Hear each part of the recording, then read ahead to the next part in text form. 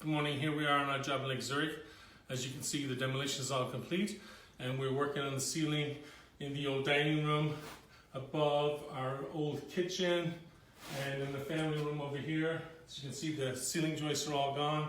We're starting to put in our new ceiling joists above our kitchen, above our old dining room, and with the walls all gone now, you can see how we're creating our open floor concept that we talked about last week in our old video, and it's coming on nicely, and we hope to have the ceiling in by the end of this week, early next, and then we're going to start working on removing the old floor in the kitchen and getting it level with the existing floors in the rest of the house, so that when we install our hardwood in the kitchen and in the old family room, which is a level currently 3 inches down than the existing house, all the floors will transition and all be level and smooth, and it'll look great.